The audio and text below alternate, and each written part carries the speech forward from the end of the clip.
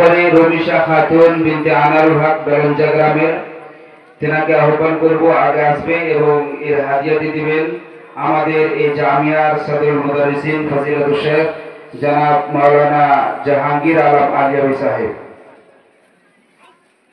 এরপরে আছে সাবিনা খাতুন বিনতে ওসমান আলী। সাবিনা খাতুন বিনতে ওসমান আলী, একে এই হাদিয়াগুলি তুলে দিবেন এই জামিয়ার সহকারী শিক্ষক ফজিলাতুল শেখ জনাব মাওলানা ওবায়দুল্লাহ ইসলাহি সাহেব।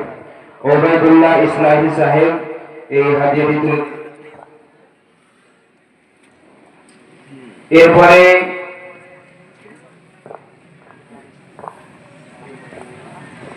এরপরে রোজিনা খাতুন আখতার হোসেন।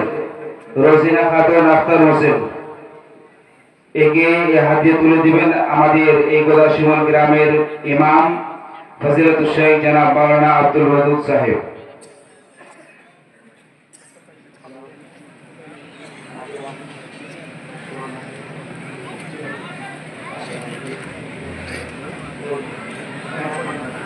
এরপরে শেষে আরেকজন আছে আসিরুল খাতুন বিনতে জিয়াউল হক ইসলামপুর রায়গঞ্জ থেকে, তেনাকে হাদিয়াগুলি তুলে দিবেন আমাদের এই এলাকার এবং গ্রামের প্রধান জনাব রাজা আব্দুর রাজাক সাহেব।